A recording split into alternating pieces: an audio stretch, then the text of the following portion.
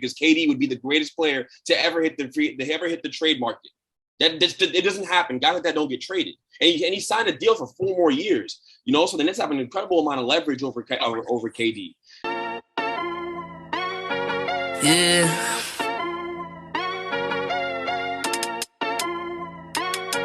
Yeah. Look at me. Bench Mob, they're speaking the facts that you wanna hear. Their rep jersey, the vision is clear. Diamonds glisten like a chandelier. You know what I'm here for, like Marshawn Lynch. At clutch time, we do not flinch. Real brothers, we do not switch. Hit home runs with the right pitch. Who run the city? What to do when they hating on you? I feel like Kobe 2010. Taking an L, all I need is a win. Business is business, you know how they go. They glare the seats, now it's time to grow. Tuning now, gotta be in the know. Showtime, bitch, my about to blow. I ain't seen some now. But she was really, I was trying to tell you.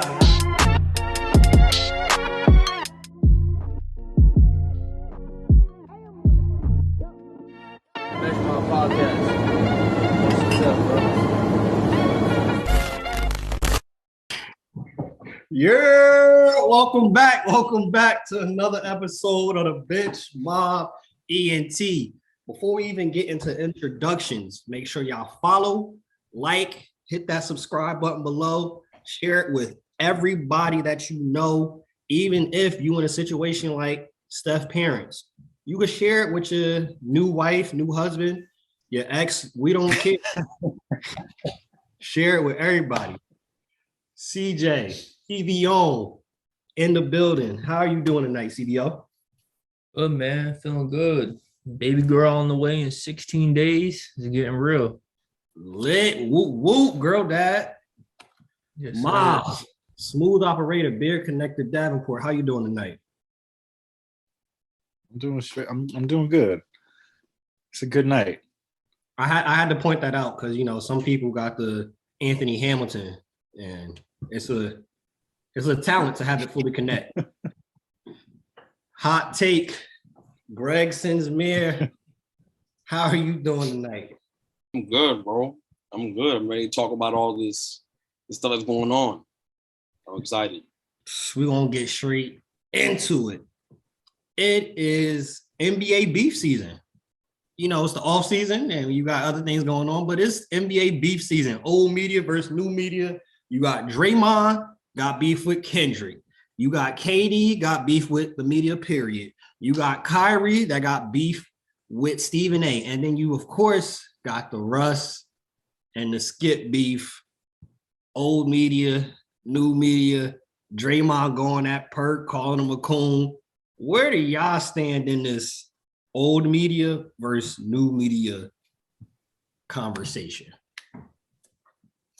It's a conversation I've been wanting to have for a minute. I've been hearing about these rumblings for the longest time about the new media and what it is in comparison to the old media and how Draymond really coined the term. But I think it's interesting. I've been having this feeling for the longest time that 24/7 sports coverage has been so toxic for sports culture.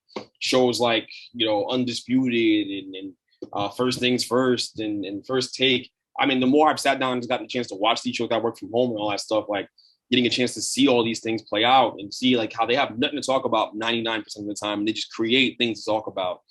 It's nuts. I mean, sometimes it's hard to create a docket for this show when you have a week's notice. Sometimes it's difficult to fill it all out because things aren't always going to be happening, and certainly not things that people always care about. So when you have to go and constantly reach for narratives every week, and it's easy to call Westbrook every day and start a conversation about that, and on Undisputed, what they'll do with the Skip, the Skip's favorite thing is you just talk about Bron, talk about how Bron sucks, talk about how Bron's this or that or whatever, so create some narrative about Bron. It's nuts. I mean, we're talking about Bron wasn't even in the playoffs, and a lot of the conversation that I saw in these morning shows was about him. It was about him and how random things affect his legacy. So the beef that these guys have with the old media, the beef that these guys have with the Stephen A. Smiths, the Nick Wrights, and all these guys, I get it. Like, I get it to some extent. On the Kyrie side of things, specifically, I just think he's dead wrong. Stephen A. Smith is right.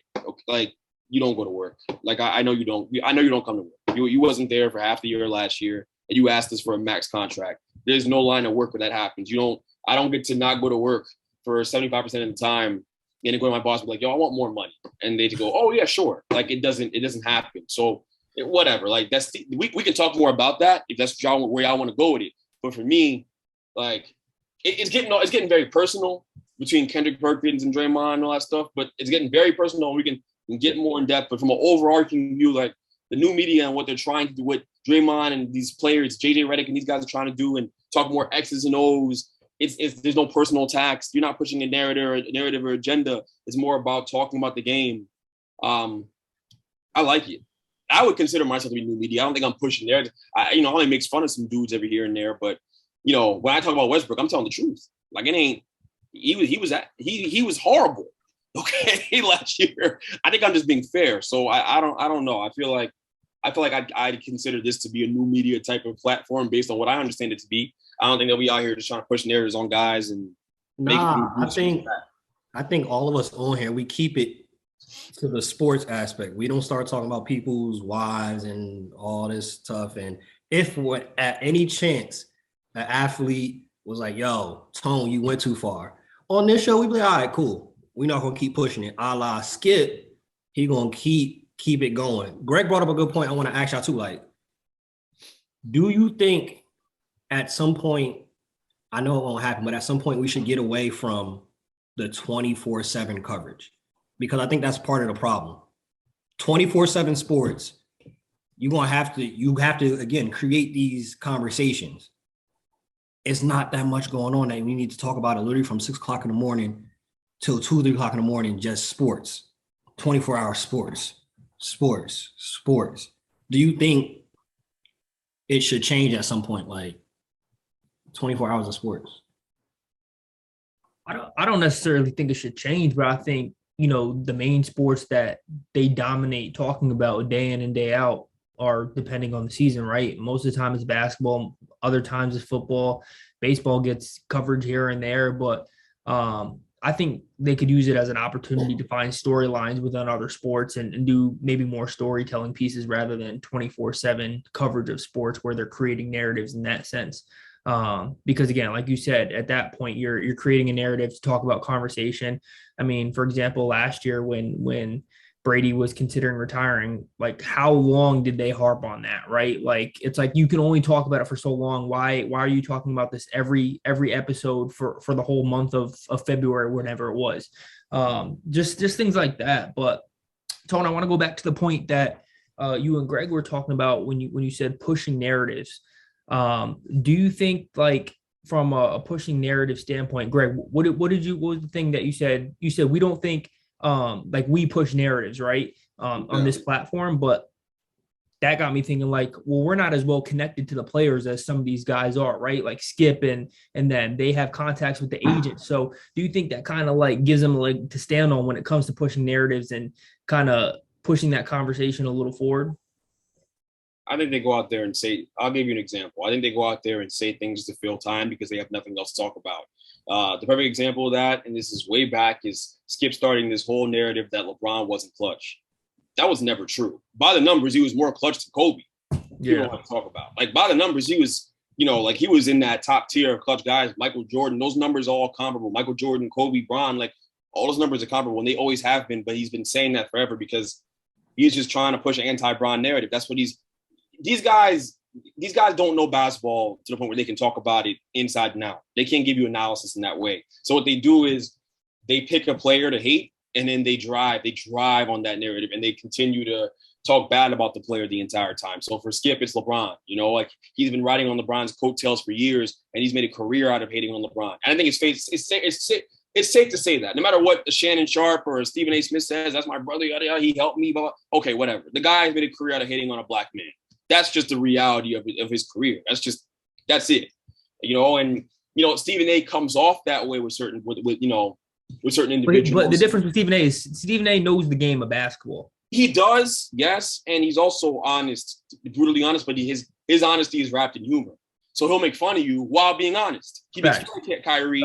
He'd be like, "Oh, Kyrie saw a bird run into a wall and thought, man, I'm Malcolm X, and he's out." He makes jokes like that, and they're funny. But there's truth to that. Like Kyrie just won't come to work. He lets people down. It's true. He just does that. That's just the reality of that. I don't care I don't care that I'm from Jersey, he's from Jersey, and we have these connections. Like, there's a truth to that. Like, that's the reality of it. Or that he plays for my favorite team. If anything, I'm more upset about that than anything else. Like, it's because I'm the one suffering from that, But I think there's a difference between what Stephen A. Smith does and what a Skip does, and pushing narratives is picking a player and hating on that player repeatedly just for the sake of hating on them. So because it gets views. People are going to eat that up, and that's all it is. It's not constructive. This isn't constructive. There's no constructive sports talk in it at all. Yeah, that's my take on that. Something you just mentioned too that I think is pretty important and key to point out. Do we see this in any other sport, really, though? Closest is football. I don't think I see it in sport. Even with football, we don't even see it to this level. You don't. Yeah, it's not like that. You don't see like Tom Brady, like, yo, Michael Strahan don't know what he's talking about. I want to see him. I want to shoot the fade. Like, we don't see this. And there's no analyst that's hating on Tom Brady, that's made a career on hating on Tom Brady to that level, or hitting on a particular football player. I mean, Odell's the closest thing. I think Odell was the first player I saw that made analysts like look like that. Like, they look like, oh, they're trying to hate on Odell, because Odell was such a lightning rod. Like, that was just, he was, like, it was easy. He was very polarizing, so it was easy for people to do that kind of stuff. But football, generally, no, you didn't really see that. I think now you see basketball's the main sport that you see that in. Baseball, sure as hell ain't that sport. No one cares.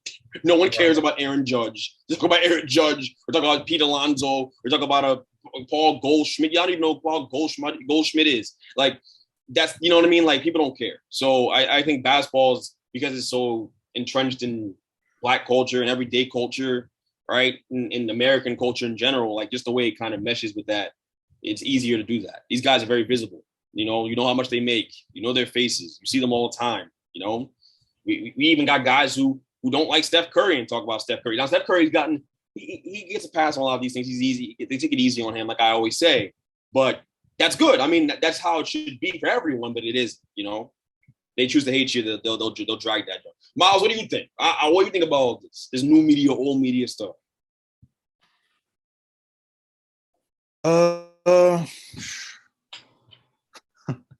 It's funny. I'm over here trying to get my laptop to cooperate with me, but no, I'm over here stressing about that. No, with this old media, new medium, like you guys are saying, they try to find things to talk about on a daily basis.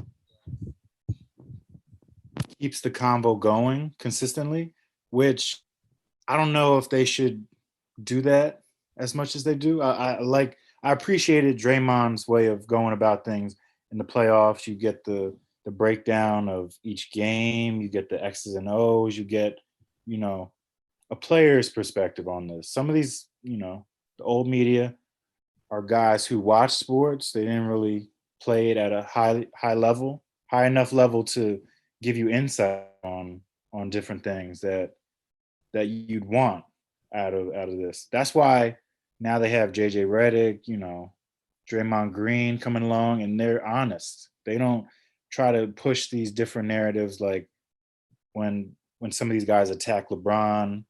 JJ, he puts it in perspective. He's like, hold up, you guys are wrong.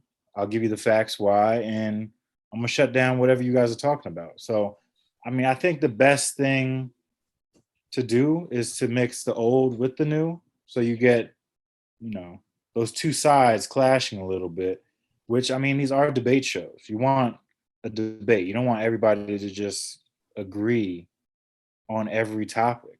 You need everybody's perspective. Everybody has to have a side, and it makes these debates interesting.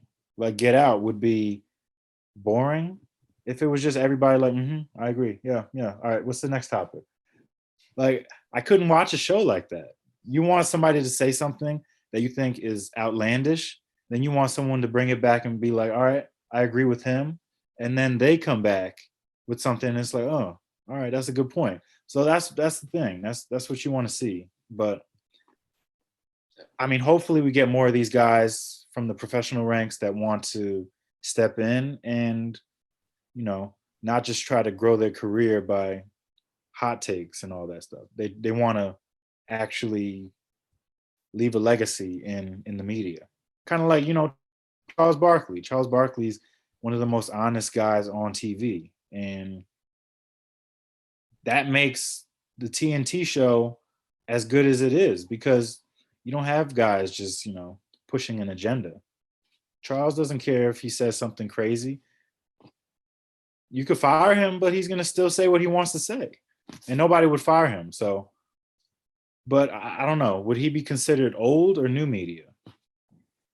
I think by default, he's considered old media, but he's probably what you would say one of the good old media members. Some players got beef with Chuck, but for the most part, like you said, Chuck just being honest. That if you got beef with Chuck, it's typically you just being sensitive more times than not.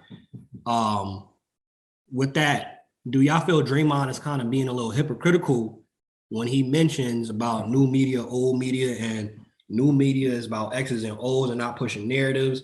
Do you think he's a little hypocritical by kind of crossing that line by calling Perk a coon and making it more than his analysis? Like, obviously for the player, you're talking about the X's and O's. And then when you talk about the people working at ESPN, you should be talking about specifically like, hey, you don't analyze the sport correctly. He took it to you a coon. There's validity to that. There's some real validity to what he said because I've watched Perk on numerous occasions. I mean, he had a bit where he was wearing a jail suit. He had a bit on ESPN where he was barking like a dog. It's a lot of theatrics. It's not solely him going out there and giving you his take on a particular player or a particular scheme a team ran and why a team lost the game. There's not a lot of that analysis going on from him. He does a lot of performing on ESPN. So I can see why Draymond said what he said. It's like the way he sees it, and tell me if you guys think I'm bugging. The way he sees it is like Kendrick is shucking and jiving for the white man. Like, you're over here barking like a dog, wearing the jail suit on TV. Wearing a jail suit on TV as a black man is crazy. And he did that. Like, he really did that. Like, I saw a clip, bro. It's crazy. So, I understood where Jim was coming from. Obviously, Kendrick will get defensive about it, right? Whatever. People get defensive when you kind of call them out on their nonsense. I don't think that Kendrick comes from a place where it's like, he's a bad person for it. I think he's just out here getting these checks. He's doing what he's being entertaining, right? I think a lot of this is these guys buy into the showmanship aspect of it more than anything else. It's about showmanship on ESPN. And Stephen A. Smith is the king of that. He's the king of that. The screaming A. Smith, like the yelling, right? The yelling to make a basic point that everyone knows, but you're screaming about it. Like, it's showmanship. And he's admitted that. The raising the voice, the whole thing, like people, and I understand it. Like, people don't want to watch someone boring, getting monotone, give a take that we all know. That's not fun to watch. But the question about this old media, new media stuff is at what point is that too much? At what point, where are you crossing the line? Where's the line for you? Because Kendrick, I think he crossed the line. Okay, when you wear a jail suit on TV as a black man, I think you crossed the line. And then the barking, it's just too much. It's just way too much. And he clearly says things to stir people up. There was a bit I told you, I texted you guys. I was watching his First Take one morning. The morning after Steph Curry won a championship, the last championship. And obviously, he comes on TV to talk about the Mount Rushmore. He says that Steph Curry is 4th all time on his top 10. 4th all time. He's arguing with JJ Redick. He says he's 4th all time on his top 10. You're clearly trying to get a reaction out of people and stir something up. And you're doing it by saying something that you don't even really believe. It's ridiculous. It's outrageous. It's not true. Like, it's not true. He didn't even put Braun in his top 4 in his Mount Rushmore. He didn't even do that. I remember, like, this really happened. Like, so, yeah, I mean, I think that he's definitely old media. All right, he's definitely old media. And there's some validity to what Draymond was saying. I don't think Draymond was just saying it to pull it out of his behind. I understood what he meant. Draymond doesn't say anything without thinking. That's not really his thing.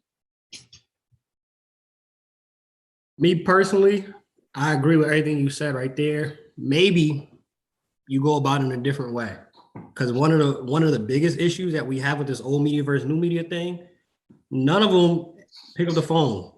All of them are connected with at some point, because being called a coon as a black man on national TV, on Draymond's platform, which his podcast kind of rivals some of the numbers that ESPN does, that's a conversation where let's have that on the phone.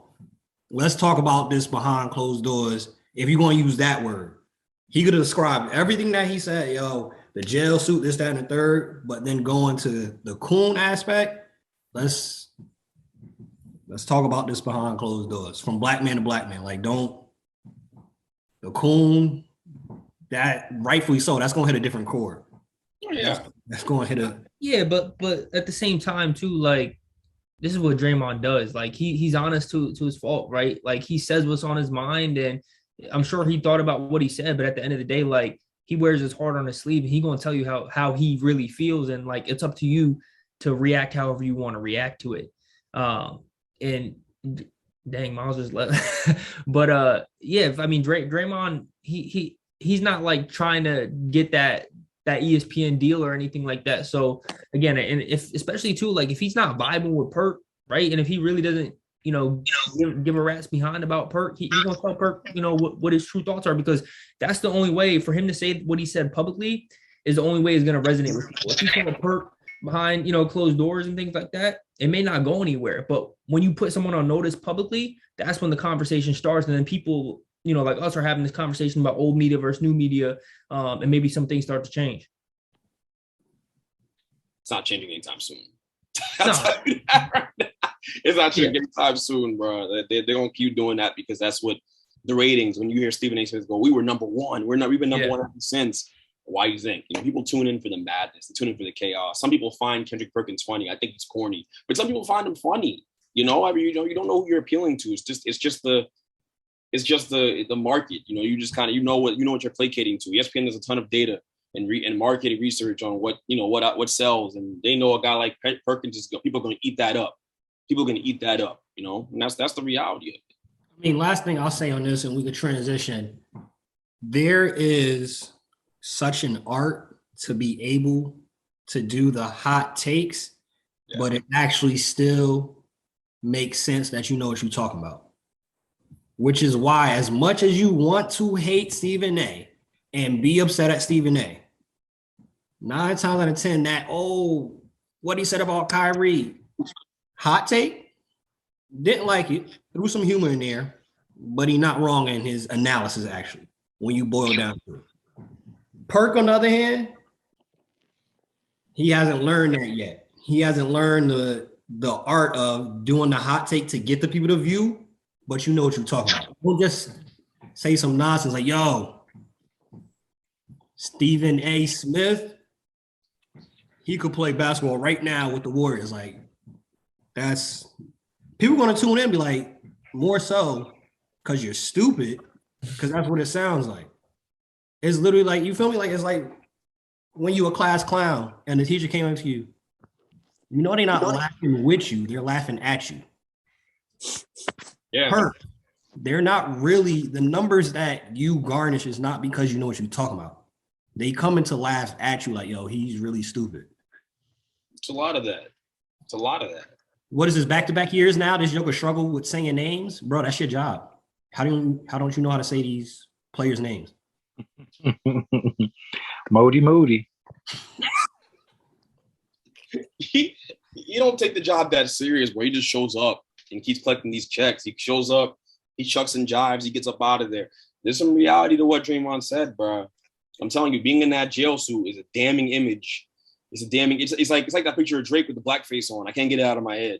It's one of those situations, bro. Like, you can't get that image out of your head. The jail suit is nuts as a black man on TV in 2020. Where are we? 2022. This is crazy, bro. Like, to do that is wild. All right. Like, so look, Draymond made a good point. I certainly am siding with the new media on all of this, but let's not get it mistaken when we have this conversation. We ever talking Kyrie. Kyrie is just wrong. Okay, there is no new media, old media. He's just wrong. There's no way to make Kyrie seem right. Okay, he doesn't show up to work, apparently this is probably a lot worse than it may seem from everything I understand, because you don't get that max contract from the Nets for no reason. That doesn't just happen. So there's a lot going on there. Yo, are the Nets? Anybody can answer this. Are the Nets a tear? Are the Nets a bad organization, or they just make a bad choice and entrusting the organization to KD and Kyrie? That's a great question. I'm more than happy to answer. Yeah, I'm more than happy to answer the question. Honestly, and give y'all the facts, and give y'all what it is. But I'd love to hear what Miles thinks, being the Knicks fan that he is. I have to qualify by saying he's a Knicks fan, so people understand that he's a Knicks fan.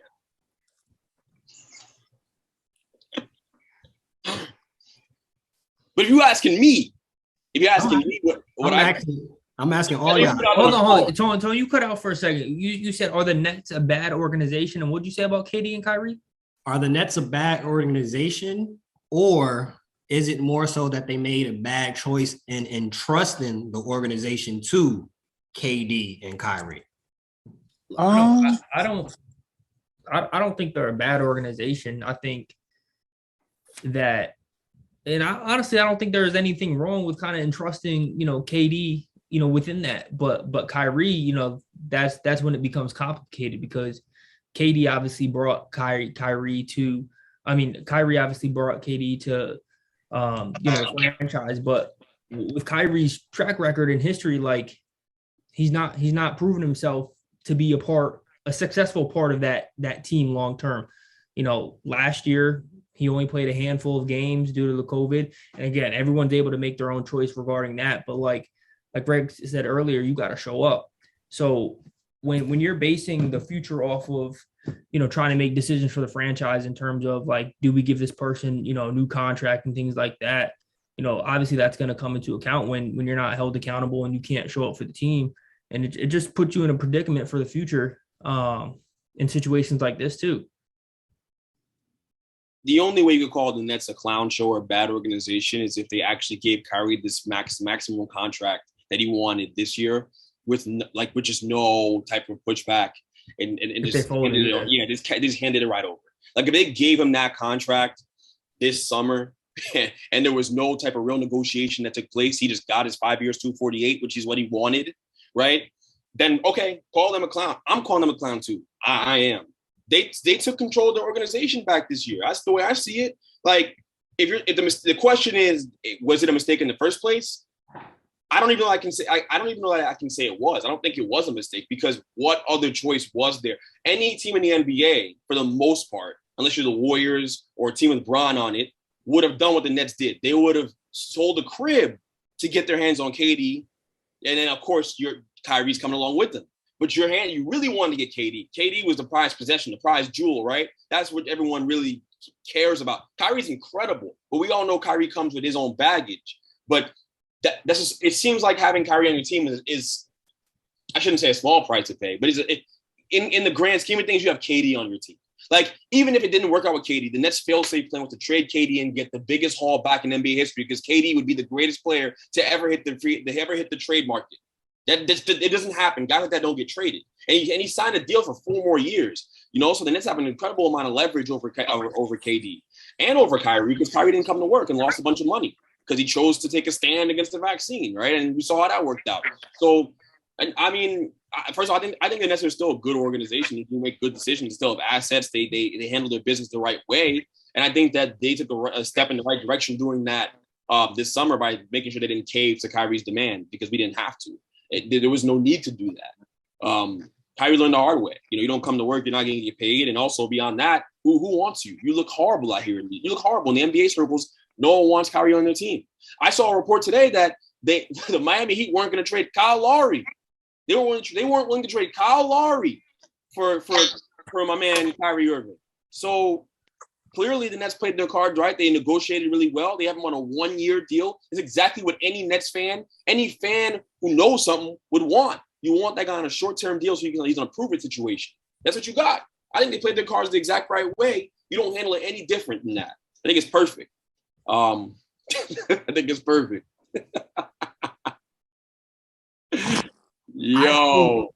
I think this guy, Chris. That really happened, bro. That really happened. That's mad. Hey, yo, why? Bro. That's crazy, right? Where was I when this happened? It happened, Miles. Like, it's a real. Look it up, bro. It's not And Photoshop. it's a hoodie. It's a hoodie. Yes. With a kufi on top of that. Oh, That's crazy. A jail themed kufi is nuts. man, they finally got Dr. Umar, huh? Dr. Umar. They Dr. got him. Umar is somewhere. Dr. Umar is somewhere rolling over right now. God, I can't believe this. When we talk about the Nets organization, I wouldn't put them at the bottom of franchises, but I definitely think they're a middle of the pack franchise. Just because when you look at, for example, let's look at the Heat. We would consider the Heat as a first-class organization. First-class organizations do not let players run things. Perfect example, Bron. Bron in Cleveland, he did everything he wanted. Bron in LA did everything he wanted. Miami, Pat Riley and the organization said, nah, bruh, it's not happening here. If they let him run stuff, Bron probably never leaves Miami. The Nets, to Greg's point, was in a position of, hey, we can get KD, so we'll take Kyrie. I think when you look at first-class organizations like Miami, like San Antonio, oh, KD's available? Cool. We bring something to the table too. We're not folding just because you're KD. Mm-hmm. And I think that's where they are on the rise to be a first-class organization, but right now they're still middle of the pack for me. The Nets are still middle of the pack. They did not handle this whole situation from jump with KD, Kyrie correctly, but it was out of necessity. They had no choice. KD coming to Brooklyn doesn't happen. Who knows if Brooklyn sees another level talent like KD coming to them by choice, not by trade. It's not likely. So you take that chance. But it shows where the level of the franchise is at right now. And I think what really would be great for them is if both could dip and they could restart this the correct way with their franchise. But KD and Kyrie got them by the balls right now, mainly KD. And because Kyrie is tied to KD, they run it. I don't think Kyrie is, if you remember that story in the Bible, Abraham, where God said he was going to destroy a place, and he let his cousin Lot come with him. Kyrie Lot. KD is Abraham.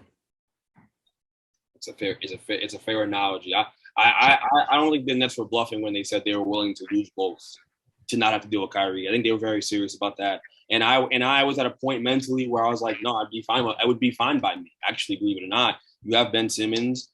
You reset it. You get a team full of shooters, three wings, and you run it up, and you wait for that next superstar to come along. I would have been fine with it. You still be a team that's contends for playoffs. If they still be fun to watch, and it has been fun watching the Nets because Kyrie's never there. So it's hard. Like Kyrie puts a strain on everybody there. I mean, James Harden, as bad as he was and as fat as he was, and that's not me pushing the narrative. That's not just some old media stuff, new media stuff. I'm telling the truth. Everybody know he was fat. So as bad and as fat as that guy was, like, he had a good point. Kyrie was wilding. Like Kyrie's out here wilding. Like, and Kyrie would have forced any other star out of that situation, not just James Harden. So he was justified in that. But I think, to your point, I just want to say one thing. You talked about the Spurs. You talked about Miami. Those teams, is a lot easier to lay down the law. A lot easier to be Pat Riley when you've won something. When you win something without those guys, when you win something without LeBron James, you have leverage because LeBron hasn't won anything when he comes to you. So now I know I'm calling the shots because I've won. You're going to listen to me because I know what the formula is. Popovich, no one's arguing with Popovich. Popovich runs his show the way he wants to run his show because he's won. He's that guy, right? So the Nets didn't have that. The Nets had a couple finals bursts, but other than that, their history isn't riddled with a bunch of winning. They haven't won much. So you do what you can. You do what you have to do to get guys to come to your team and make yourself relevant again. And you suffer a little bit in the culture department. You do, but at the end of the day, you have a guy like KD under contract for 4 years. It's a dub. It's a win. That's a win. Whether Kyrie wants to act up and not be there, you still have a big leverage card in KD you can trade. And again, to your point, Antonio, reset your organization long term. Miles, across the river, how you look at this Nets organization? One, I think the biggest mistake they first made was, not bringing in an actual coach who's actually going to run things his way, not how the players want it to be run.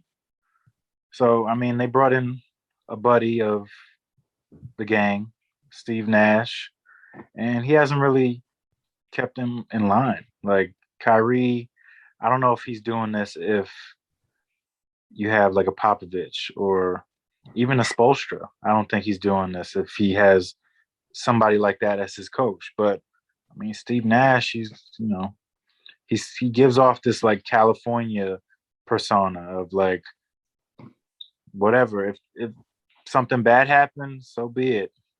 Go with God. This is it.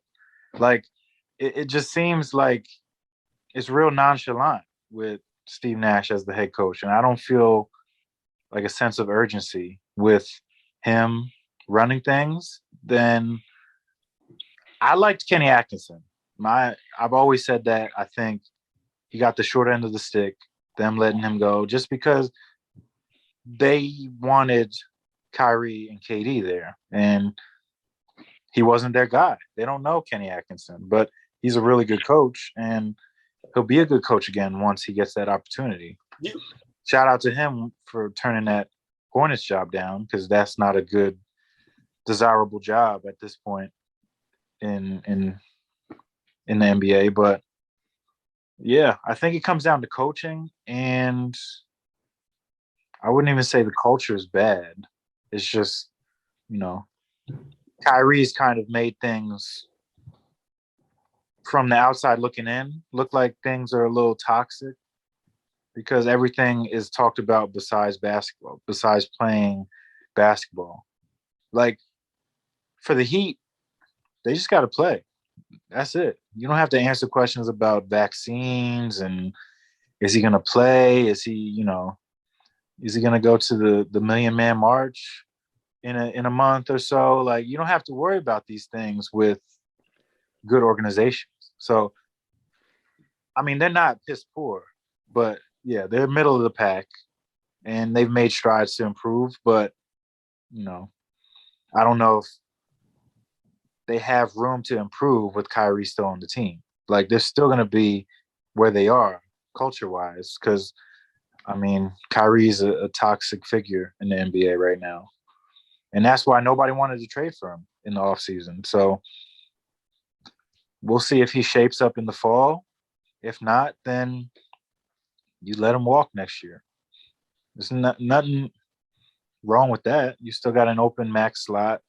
You got Ben Simmons, KD. You got plenty of pieces to this puzzle. It's just, there's one square peg trying to go in a round hole, and he just doesn't fit on this team. I think Kyrie needs to go watch and probably give him a call, because I'm sure he'll get his phone number. We need to call Terrell Owens. Terrell Owens, super talented. And by all means, he probably could have played another 2-3 years. But the rest of the league ain't want to have nothing to do with Terrell Owens. That's really what it is. And if Kyrie don't be careful and actually ball out this season, we could be looking at Kyrie having to end his career earlier than anybody ever expected. Really being honest, Kyrie might have a good 5 to 10 years left in him, but no franchise gonna want to deal with that. So I think Nike doesn't want to deal with that. Nike said, "Yo, this is up in the air. We don't know yet. Let's see what we do next year, because you're not playing basketball games. You're not even showcasing the shoes we're making for you. So what's the point?" Like, that's what we're talking about. Come on. And also, to Miles' point about Steve Nash being the coach, it's a great point. But the reality is the Nets caved to Kyrie on that situation too. The reason why Steve Nash is even the coach in the first place is Kenny Atkinson didn't refuse to play DeAndre Jordan. And that was their man. That was their guy. Remember, we got the clean sweep, right? We got DeAndre Jordan and Kyrie and KD. And they even got him $40 million to take less to make sure he got paid. And then Kenny Atkinson said, nah, he sucks. I'm not playing him. He doesn't fit what we want to do. We have Jared Allen. I'm not playing that guy. And they said, no, they got him out of there. They fired him because KD and Kyrie were like, nah, get him up out of here. We don't need him. So KD is just is guilty and culpable in this too, to an extent. He also doesn't talk to his man's Kyrie and get him in line, right? He's not like, yo, you have to show up. Like, I can't just be doing this by myself. And also, he's made some bad decisions in all this too, with some of the personnel stuff. He's not Bron. Not everybody can be Bron. That's fair. And even Bron makes mistakes. We can talk about that. That's a whole different conversation. But the point is, for the most part, Bron's won doing what he's doing. All right, we can say that. He's won. So, and KD has not. He has not won doing this. He went to a ready-made situation and won a couple microwave championships, some Tyson chicken nugget rings. That's what he went and did with the Warriors. So it's totally different. But Joe, I just think they let those guys walk all over them. The Nets did. It's fair to not call them a great franchise. I get that. Don't call them that. I don't consider them to be that.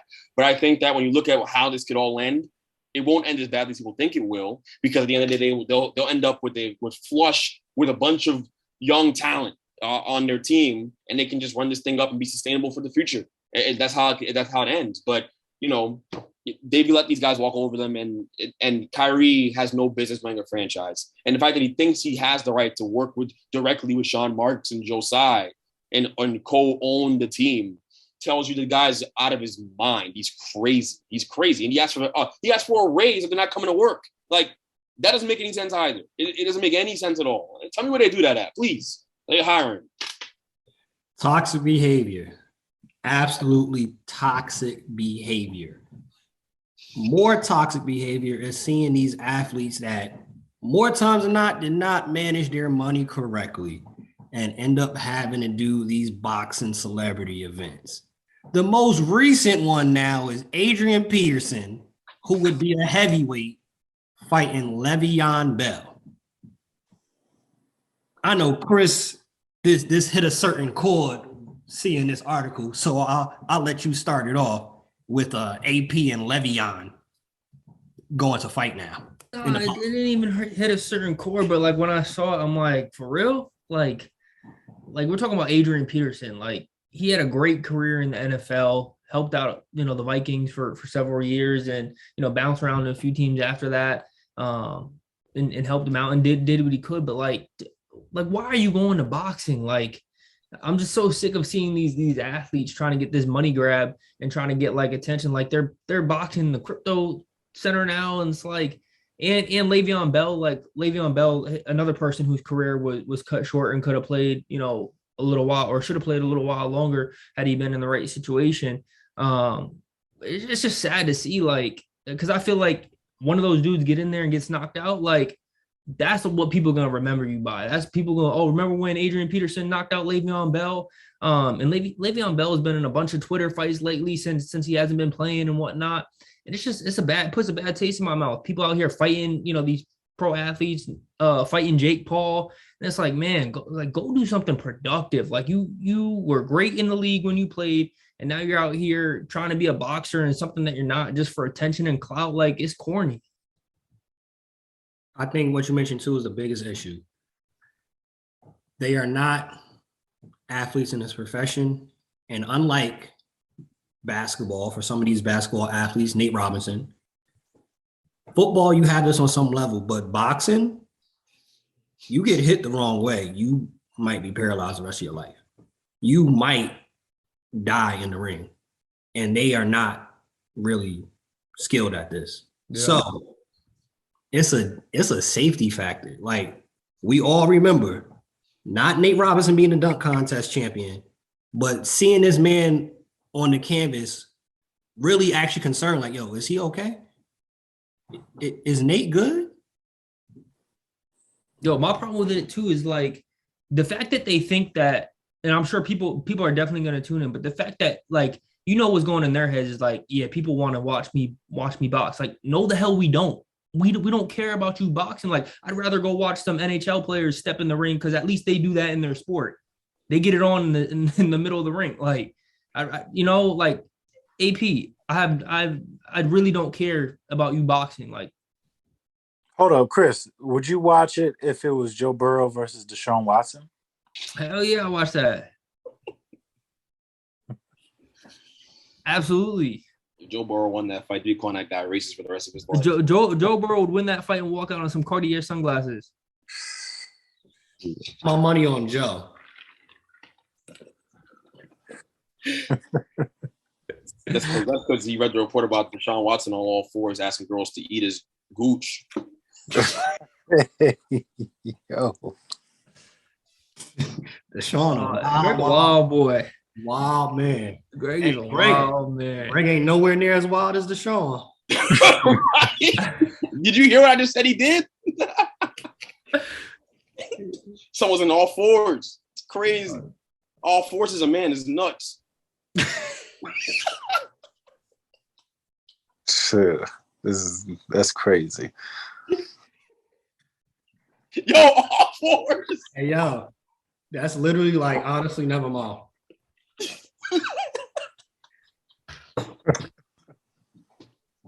Boy, come on. That's crazy.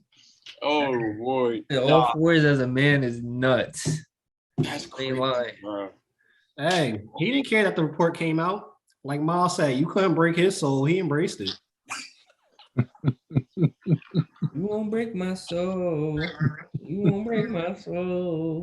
Yeah, sing it, Chris. Sing it. Yeah. You saw your boy Russell Westbrook singing that too. Talking about he about to get paid 47 this year. He happy getting that bag because that's the last bag he's gonna get. That's the last bag he's getting. That's the last bag he's gonna get. I think it's over for dude after this year, bro. You think it might be his career might be done, bro. I think it's a comeback year for him. I think he'll buy into what Darvin Ham is saying. Okay. The thing that was different between them already. Now they could have had this discussion, but Frank Vogel never came out with what's the plan to how to use Russ. It felt really just like, hey, throw it all together. And as usual, Bron, you figure this out. Darvin Ham has already came in and said, yo, we're going to use Russ. He's going to be slashing. He's going to be a pick and roll. He's going to be a screener sometimes. We're going to use him basically how he described it. They're going to use him like Draymond. They're going to use him on that instance and put him in positions where he don't even have to shoot a three-pointer. And I think if he buys into that and he's not in a position of constantly bringing the ball up, possibly turning the ball over, being like Draymond, if you end up starting the offense and running the offense, Draymond starts that typically 18, 15 feet below. If Russ can start to get the ball 18, 15 feet below, you're talking about a different Russ. If he buys in, he'll be good. Now that is a whole separate conversation than the Lakers. A lot of ifs. That's a whole separate conversation than the Lakers being good.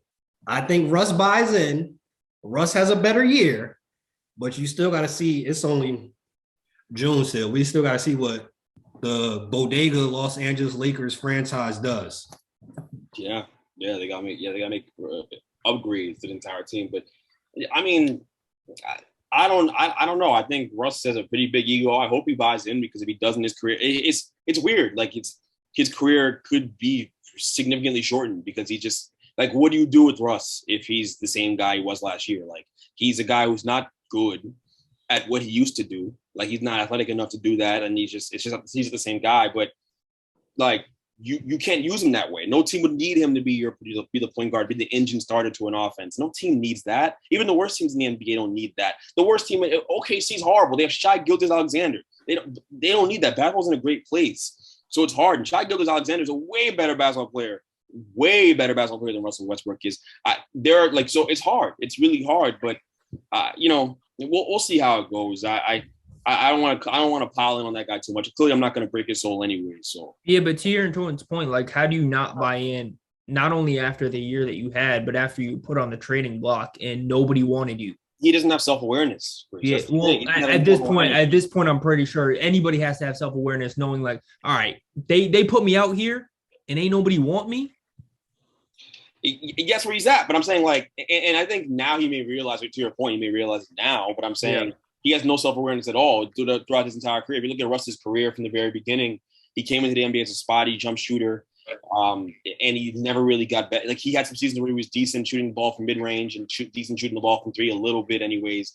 But he's never really been good at it and never got better at it as he aged. His game has always been predicated on, I'm faster than you, I jump higher than you, and I'm just going to blow past you every time, and I'm going to run 100 miles an hour. And that doesn't last forever. So when it starts to dissipate, you don't have it as much anymore, and you rely on skill more, it's not there for you to fall back on. And then you look the way he looked last year, which was just one of the worst years.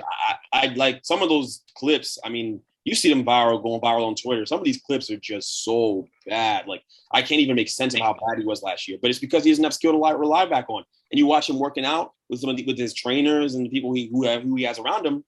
It's nonsense. He's doing nonsense. He's doing absolute nonsense. He's not working on the fundamentals, and he doesn't work on on ironing out his jump shot, making the jump shot more one motion as opposed to two motion. I'm getting technical with you, but he doesn't do that stuff, and you see it. You see it. He's paying for it now. So when I say he doesn't have self-awareness, I mean it in that way. Like, I mean, like, in the way where you actually tangibly change your game so you can actually have a longer career. And he hasn't done that. I'm not convinced he's going to do that this summer. He's never done it before. He's doing the same stuff. He told us we're not going to break his soul. So he's not breaking his old bad habits either. So I think he's going to come back, be the same guy. And I hope that it's in a different role. Darvin Ham may have to bench him at some point. That's the reality of what we're looking at. So I think, and also John Wall, I think it was stupid that he signed with the Clippers because he's more likely to start over Russell Westbrook than he is over Reggie Jackson. Like, I don't really get that move either. I didn't think it made that much sense, but whatever. I mean, John Wall looks like James Harden anyways these days, so it's all right. It's all right. I think that whole move, which is not anything new to anybody, that's all predicated on Kawhi Leonard. If Kawhi low manages this year, we're looking at the same situation for the Clippers. If he plays, you're looking at, honestly, with John Wall in the mix now, I think Clippers are a top 4 or 5 teams this year. They're still not better than Golden State. They're not better than the Nuggets coming back with their health and Michael Porter Jr., Jamal Murray, and you're not better than the Suns. So those 3 teams right there, the champs, the Suns, and the Nuggets alone, they're not better than. They could get in the mix between 4 or 5. They might, be able to battle that out with like the likes of the Dallas, depending on what everybody else does in the offseason. Miles, as of late, who is more stubborn and less aware of what's going on concerning their career, Kyrie or Russ? I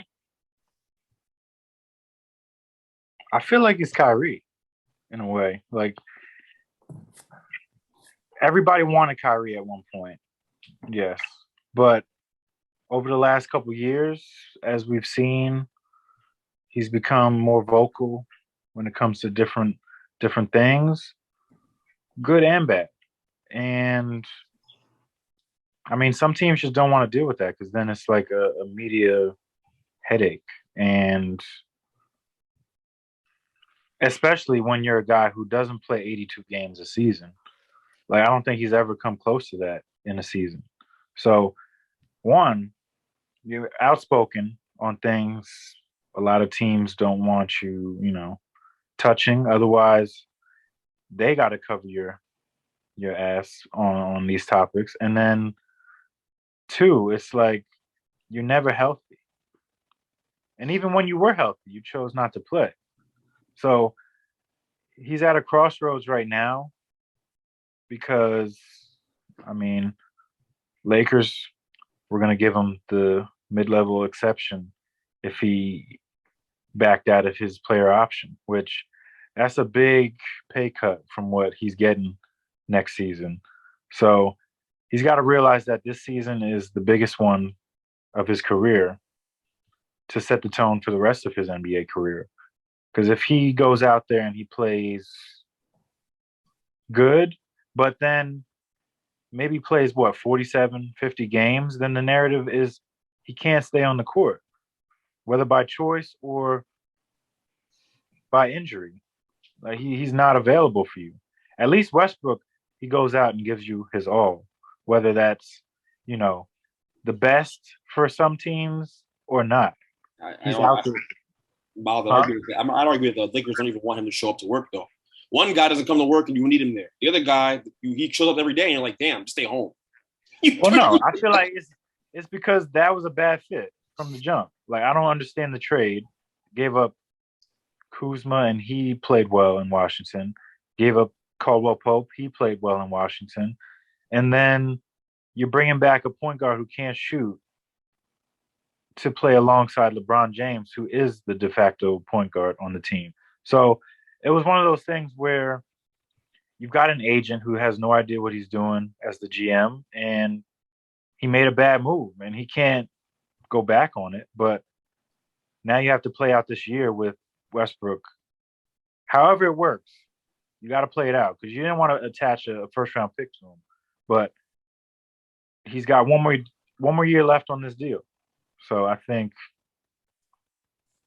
is he going to ever play that role that he did in Washington or OKC again? Hell no. But I think he can help a team down the road. You don't need him to shoot lights out from the three ball. He can still make plays. Yeah. Chris, Greg, Miles, whoever would like to answer this. We had yet another follower that gave us a topic. Shout out to our followers that have been supporting and have been engaging, sending us topics as of late. Dennis.5 on IG. My boy. Ask this question concerning Kyrie's legacy. Without that ring in 2016, is Kyrie not just a compacted Paul George? Paul George. And he'd be closer to AI. I mean, but I'd still put AI above Kyrie in that combo. Easily. Like AI led Philly to the finals and took a game from LA. AI is the antithesis of Kyrie in every way. He's the opposite. He's the anti-Kyrie in every way because AI was playing through injuries. AI was playing through broken bones. You couldn't keep AI. They were trying to hide that guy's jersey so he didn't go out and play. But Kyrie, like anything can happen. Kyrie girl has a stomach ache and he don't want to come to work. Like, but anything could happen, and that's why he's just not showing up. So, and it's been like that. To answer his question, I can't even call him a compacted Paul George. I think Kyrie, you'd have to consider him the most talented player who was just a mystery. I don't know if there's a comparison. I never seen someone so good at what they do, not look for any excuse to not do what they do so well. Does that make sense? It's like he's self-sabotaging his career. Yes, he's a self-sabotager. And the worst part is, it's all in the name of nonsense. It's not like he's doing it like on some Maya Moore stuff where he walks away from his career or he's missing games because he's trying to fight for the rights of some incarcerated person and he wants to, stand by them. He's not doing. But he sees him that way. He fancies himself a hero, and he's not that. He's not that. He doesn't do anything. Like, he does great stuff in the community, I'm sure. Whatever, the food drives, all that. I see the video of him in Brooklyn handing out cans of Goya beans to people in the Bronx. I see that. I get it. I get that, okay, but what that doesn't make him the same. That doesn't make him what he thinks he is. He's not that. He's not a hero, and he fancies himself a hero, and it's all in the name of nonsense. Last year, the whole thing about being a voice for the voiceless, for the people who didn't want to get vaccinated. My God, like, what are we talking about? Like, what were you actually attaching your name to? And then when crazy politicians are attaching your name to them and using you to prop their agenda forward, their anti-COVID agenda forward, you want to try to separate yourself from it? You didn't think that part through, though, did you, Kyrie? Like, he don't make any sense. He's not even who he thinks he is. Go to work and play basketball. Share your gift with the world. That's what you're great at it. You're great at it. Play basketball. You ain't Malcolm X. He ain't MLK. He's none of those guys. He's not a freedom fighter. You think he's a freedom fighter? He's not that. Picking out his hair, going afro, all that nonsense. Give me a break. I don't know what we can compare him to. He's not Paul George, though. If he didn't win that championship, I'll be honest with you. He's not. He's like Grant Hill. He's like Grant Hill who didn't play on purpose. That's what I would say he is. He's like a Grant Hill. Like the way we look at Grant Hill, because Grant Hill was so great, but because of injuries, we just never got to see it all pan out. But he was amazing. He's that, except he's Grant Hill if Grant Hill wasn't Grant Hill. Like, wasn't an intelligent guy. I'm not trying to call Kyrie unintelligent. I'm sure he's a good guy. People know him personally, all that stuff, whatever. But he don't operate like a smart guy. Like, I think that's fair. He don't operate like someone who's intelligent. I think that's a very fair thing. So, but you think he's smarter than all of us. So there's that. There's some deeper meaning. Shout out to Dennis5. Thanks for the input and the question that you sent to us. Before we transition and we end off the show with our new segment that is getting good traction. Overrated, underrated, rated just right. Is it Jalen Brunson or bust for the Knicks? Seems like they don't have a backup plan, and their hopes is Jalen Brunson, 110 mil for 4 years. That's the big prize for the Knicks. And if that doesn't happen, what's next? And it doesn't seem like they have a what's next. I mean, because I don't think he's signing anywhere else. I think he's just taking these meetings just so it doesn't look like the Knicks tampered, which it definitely looks like they've tampered. But y'all tampered crazy. They need to. You hired his father. Y'all tampered all types of crazy. Y'all hired his aunt, his mom, his aunt, his dad. Yeah, because like 2 weeks ago, it went from, oh, there's no doubt Dallas is going to re-sign Brunson to now it's a foregone conclusion that he's going to sign with the Knicks. Out of nowhere. I just assumed, I'm like, you know what? Knicks are going to be in on him, and they won't get him because he'll go back to Dallas. But now it's looking like, I mean, we cleared enough money to overpay him. And why wouldn't you take this opportunity to, run a team, basically? You're the point guard. You're not playing second fiddle. You don't have to watch Luka pound the ball into the hardwood 85% of the game, which, I mean, that's a big selling point. If you want more out of your career, you can get it in New York, for good or for bad. I mean, it could backfire.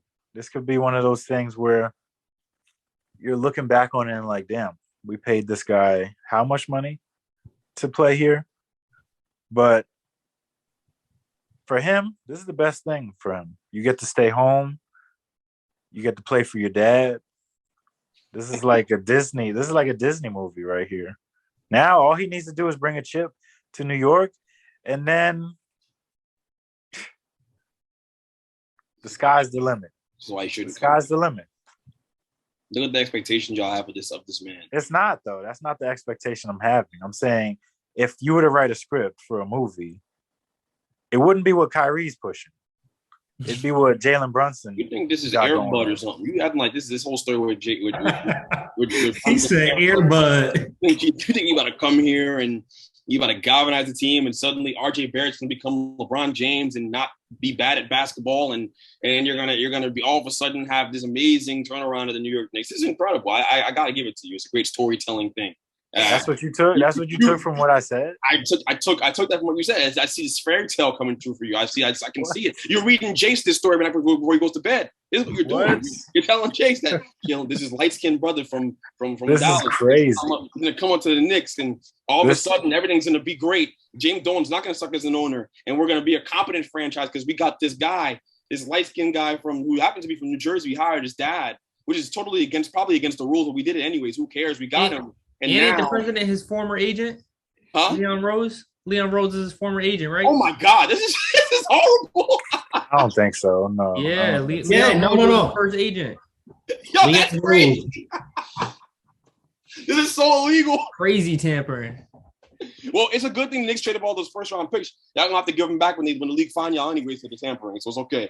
Y'all got like 60 of them y'all didn't use. You're right.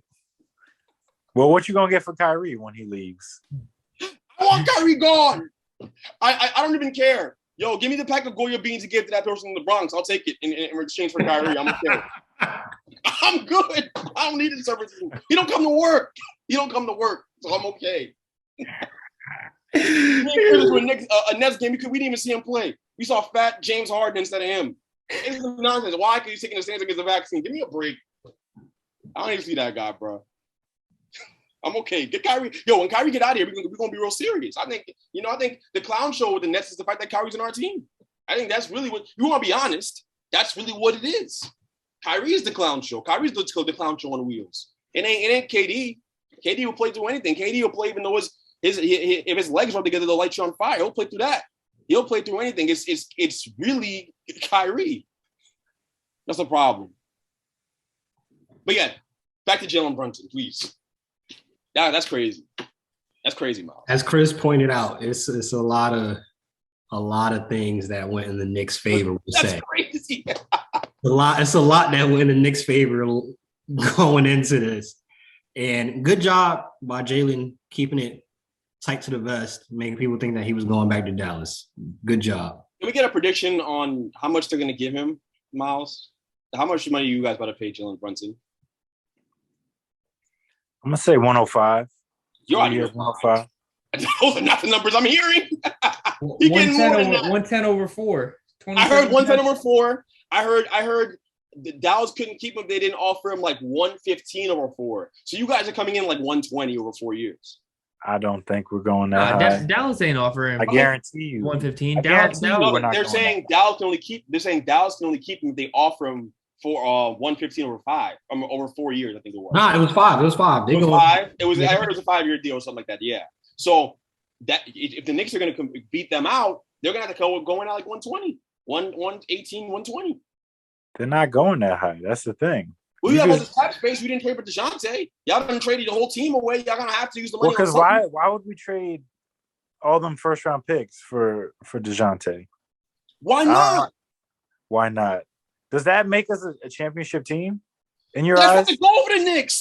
The goal is to be a presentable basketball team. Why are we talking about championships? Right now, RJ Barrett's your best basketball player. You need to get the hell out of that reality. We need that to not be your reality. We need to make sure that that is not the case for the Knicks. So you know how you do that? You trade for good basketball players. Boy. Like DeJounte It's funny, though. Like it's funny because it's coming from a Nets guy who has only seen one series win in 4 years with 2 max players. I don't want to hear nothing. I don't want to hear nothing.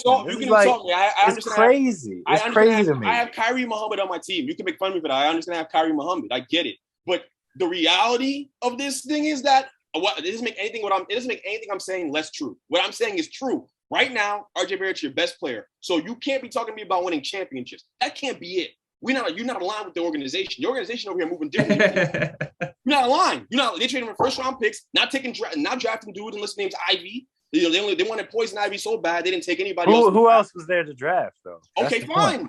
He said Poison Ivy. So if you don't take Poison, you don't get Poison Ivy. Fine, okay, you get all these first round picks. That's great, awesome. You know why you get first round picks? You know why teams normally do that? To compile assets to make a big trade for a hell of a player. Okay, DeJounte Curry and Jalen Brunson in the backcourt would have been the best backcourt in Knicks history. That's what it would have been.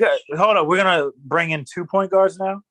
We haven't had one in 40 years, but now we're going to bring in 2 point guards, giving up valuable assets. Jalen can play off ball. And DeJounte Murray can play. DeJounte Murray probably is more on ball than anything else, but his defensive ability alone, what he brings defensively, he covers up for Jalen Brunson. They complement each other well because he's going to guard the team's best player. He's going to do a great job at that. And you have Jalen Brunson will get you a bucket and run your offense. And of course, you have the ever ascending and blossoming RJ Barrett in the fold, right? I don't think Murray's the guy you trade 3 to 4 first round picks for. I don't see it. So who is? A bigger name. Where's this big name coming from? You don't want Donovan Mitchell for some weird reason. We're gonna give you 2 seconds for Kyrie though. That's what teams are offering. That's the going rate for a toxic, live streamer. But I have. You see, the thing is, the Nets and the Knicks is the Nets actually have real championship aspirations. The Knicks don't. What y'all playing for? 2 weeks ago, Miles, you told me you wanted to develop IQ over getting Jalen Brunson. That's what you told me. So you want being a tankier anyways. You want Victor Wembanyama, whatever his name is, from France, the 7'3" kid. That's what you want. Or that's what we're talking. We're in 2 different conversations, 2 different tax brackets. Whether I have Kyrie Muhammad or not. I have Kyrie Muhammad on a 1-year deal, so I think he's going to come to work. That's just me. And you got Steven Spielberg dressed up as Kevin Durant trying to build this boardroom, and it ain't helping. Y'all not winning nothing with it. So, look, it's cool. I like that Katie and Kyrie, they in New York. They in the wrong spot, but they in New York. That was the big whale. Y'all went fishing. You didn't bring back nothing worth anything. The listeners see what you're doing here. You're deflecting.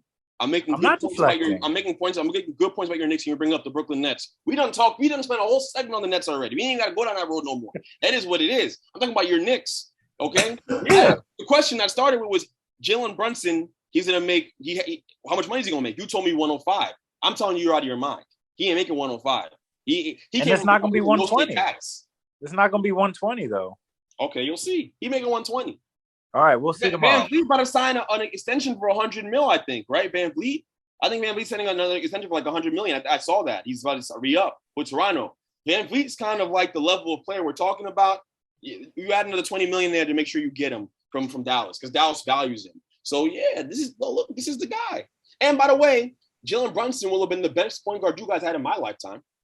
Once you guys get him, that's how bad the Knicks have been. He's the best upon arrival. When he stepped off the damn limousine to walk on MSG, he's the best point guard you ever had. And if you got DeJounte, best backcourt in Knicks history. Best backcourt in Knicks history.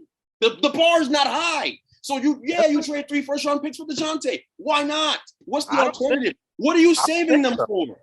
What are you saving the first-round picks for? What's the bigger whale to be determined? There is no bigger whale. There is none. Hey, to be determined. It could be KD if you keep talking. You see, the KD deal, we can trade him wherever you want to trade it. And let's be honest, I'll be real with you. Like, it's gonna take more than picks to get KD, right? Let's just play a hypothetical game. Guess what I don't want? I don't want RJ Barrett. I want nothing to do with that guy. Like nothing. Like zero. So and y'all don't have assets for me. It's never gonna happen. And you wouldn't want to play in Barclays. That's the thing. Nobody want to play in Barclays. Who wouldn't want to play in Barclays? Well, people don't want to go to Barclays, so why would you want to play? Whatever. You keep deflecting about your Knicks. I get it. I'm not deflecting. You're totally deflecting. You're totally deflecting. I'm gonna put you on the couch. I'm gonna get you a damn psychologist shrink. Your Knicks. Yeah. It's just funny though, because the talk always turns to the Knicks, and we were talking about the Knicks. Yeah, we were talking about the Knicks. We were talking about the Knicks, but this is not what I want to hear from you. What do you want to hear from me? What do you? I know what you want to hear. You want to hear no Miles. You want to hear me say the Knicks are going to go to the playoffs next year. Jalen Brunson's going to come to your team, average 30 points, 10 rebounds, and 10 assists a game, and RJ Barrett's going to turn into the second coming of Michael Jordan himself. That's not what I'm saying at all. I'm just saying our situations are totally different. You're thinking championship aspirations, and we ain't sniffing the semifinals. Y'all still living off that, if he was a size 12, we would have won the NBA championship 2 years ago. I'm like, bro, give it a rest. It's actually true. I can only imagine what the Knicks fans still cry to me about Charles Smith missing a layup in 1994. I don't want to hear these Knicks fans. Are you on like these Twitter the older Knicks fans, the older Knicks fans that were around to watch that. Yeah, the ones who know the suffering. The ones who are you be doing spaces on Twitter with Doja Cat with these wild white people. I don't get it. I don't get where you're getting these Knicks fans from. Knicks fans live in the past all the time. Don't get it twisted. Y'all know the old Knicks fan I'm talking about too. The listeners know. You're right. And Nets fans live in Jersey, so this ain't happening. Brooklyn is a curse. Where Brooklyn at? It ain't got nothing to do with Brooklyn. Where Brooklyn at? They ain't in Barclays, that's for sure. I'm done. Overrated, underrated, rated just right. We got 2 of them for y'all tonight. Overrated, rated just right, or underrated White Castle. Is it overrated, underrated, or rated just right? Overrated. Hands down. Overrated. I can't even. Soggy. Those are the soggiest burgers you'll ever eat. How you gonna have a soggy burger? How's that even humanly possible? You know what Lindsay's gyno told her this morning at the doctor's appointment? You want to go into labor? Go get some White Castle. Get those bowel movements going. Hey, yo. Yeah. Well, that's the last time I'll ever eat White Castle now. Now that I know that it's a laxative they put in their burgers. He said you need an iron stomach to eat that. Jesus. Yo, that chunk is crazy. White Castle is crazy. I actually can't eat that stuff anymore. I'm actually on my health kick right now. I haven't touched fried food in like 2 weeks. You trying to fit in that size 7 for the wedding. Size 7. You talking about dress? You think I'm the Beyonce fan on the podcast? I think that's funny. Y'all cute. That's funny. He's trying to break my soul. He's trying to break my soul. He's trying to break my soul so much. I think I'm Saucy Santana all of a sudden or something. What are you talking about size 7? Oh. Oh my God. Last week you had a doctor appointment, right? Who? Every week now. You missed it last week.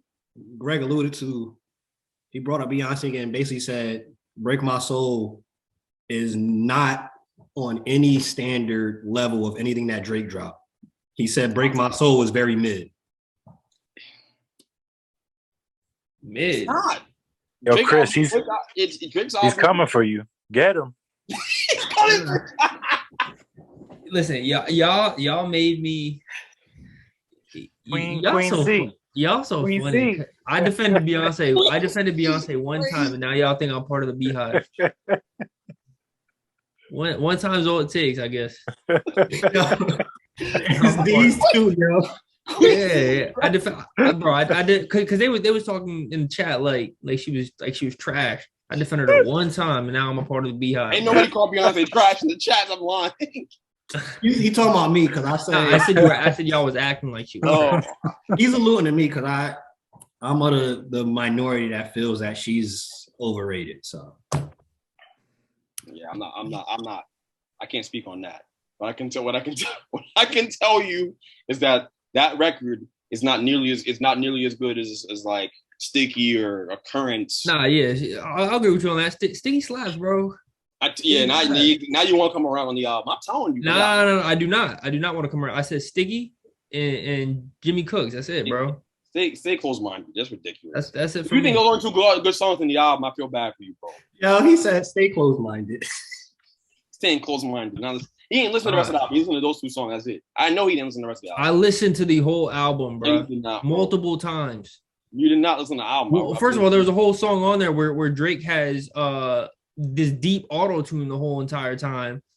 Yeah, Liability. Yeah, what's up with that? Liability was a good song, though. Get the hell out of here now! Now you bugging. It's not even Drake. And first of all, it's not deep auto. It's called Chopped and Screwed. The hell? Come on, bro. He's got one of the Bane mask on when he's singing that song. Come on. You can't tell me that's a good song. This segment is Chris showing us he's a Connecticut dude. This is a Connecticut ass record to make. You can't tell me with a straight face that you gonna go in your car and bump Liability. I bumped the whole album through. I didn't skip Liability. Come on, bro. I didn't skip Liability. I thought it's a good. I thought there's not. Drake know his shit mid. He posted some shit on it. Excuse my language. Drake know his music mid. He posted it on his story today. Someone this TikTok of someone frying him. That joke was funny. Y'all gotta go watch that before. That TikTok wasn't even accurate. That song he wasn't even. That joke was accurate. That's why he posted it. It was not, bro. He was yes, what did Drake put in the? I saw what you're talking about. He said F y'all. He said F y'all with the laughing faces because he knew that. He said F y'all. I definitely do be saying stuff on my song. Y'all just want to make the Drake jokes are tired to me, bro. That is Drake. The Drake jokes are tired to me, bro. The album is good. You listen to the album through and through. Listen. I mess with Drake, one of the best artists of all time, but I've seen a lot better from him. You're talking about this is a top 4 project of Drake's. It's a top 5 project of Drake's. It is. Come on, man. White Castle trash. Easily. He's talking crazy right now. Last one, because people on this podcast have work to go to tomorrow. Overrated, underrated, rated just right. I think this should be interesting conversation, or it might not be because we might all agree. Michael Vick. Underrated. Underrated for sure. Yeah, underrated. Underrated? Underrated? What the hell? Niggas underrated. Y'all smoking. When he came out of jail. The white folk done sent him to jail for like 2 years of his life. We didn't get to see him play. Yeah, that was a feel-good story, longest yard. It was the worst story. It was nothing felt good about it. They sent him to jail for fighting dogs. It was horrible. Yeah, I know. I'm saying, it was like a longest yard reunion in a way. He came out of jail, did his thing, and won comeback player of the year. But if we're looking at the numbers, I know he's a cult hero. Everybody loves Michael Vick. We remember the commercial where the kid is playing like Michael Vick, juking guys and all that stuff. It was cool, but the numbers don't lie. Like, he had a strong arm, but he wasn't that strong arm accurate. is an understatement, by the way. Huh? His arm was crazy. Beautiful moon ball. Yeah. His arm was crazy. And you would think someone with an arm like that would have better passing numbers, but he doesn't. Like, they got better in Philly because he wasn't as fast as he used to be. He relied on his legs in Atlanta a lot more than his arm. So I think he was a really good player in his time, but I mean, to say he's underrated, I'm like, he's not a Hall of Famer. Not a Hall of Famer, and you're right. His numbers don't speak to his whole picture and what he brings to the table, but he changed the game in terms of his mobility. Mike what he was able to do from the quarterback position, his agility. Underrated though. Mike Vick is to football what Allen Iverson is to basketball. That's kind of the way I underrated though. Yeah, because I feel like the incident, the dogfighting incident, kind of overshadows him as a player. Like they every time you hear Michael Vick's name, it's dogfighting. The dog conversation comes up with that. Here comes Peter. Oh, Peter, this. Here we go. Like the minute the dogfighting thing come up. So I don't know, man. We packed him up because we packed him up in the middle of his career, in the middle of his prime. I feel like we didn't even get to see it all. So how do I? 50. So I'm gonna throw some numbers out there. 55% completion percentage, 6.9 yards per attempt on passing. To allude to what Miles is talking about, his passing, as strong as that arm was really subpar if we keeping it a stat. Also, percentages were lower back then because they were running spread offense back then. Just to be honest, like he didn't get the benefit of playing now, and I get you can't use that excuse because he played when he played and he played, fine. But I don't know, when you mix in the ability to throw the ball the way he could, and especially in Philly, Philly was like when it really came together for him from passing, like having Reed and having those guys be his coach. I thought, and in the years he had with Chip Kelly too, where they were like ridiculous, they were like 13-3. Like he was really, really good. He was really, really good, and it came together for him. So I don't know, man. I feel like when you mix that in with the ability to run and make guys miss, and the ability to throw that deep ball the way he did, not many guys threw a better one. I would say he's a bit underrated, but that's because of, again, I just think that we talk more about the prison time and the charges than we do about his career. So maybe that's why I'm saying that, and maybe I'm just off base, but I just feel like I hear that more often. What happened to him rubs me the wrong way. It always just rubbed me the wrong way. Always. Not that he should be fighting dogs, but damn. How long was he in jail for? 2 years. He missed 2007 and 2008. Prison body. Cops kill black men and don't do no time. Plus, those 2 years would have been probably the best years for him. That's 6 years. He missed his 6th year in the league and his 7th year, or what would have been his 6th and 7th year in the league. Come on, bro. Yeah, I mean, he was coming off a career high 20 touchdown passes that year. So yeah, I think he would have really ascended at that point. I hate him. Wow, that's a troll. Yeah. If you stay ready, you don't gotta get ready. Bench Mob Ent, we out. Peace.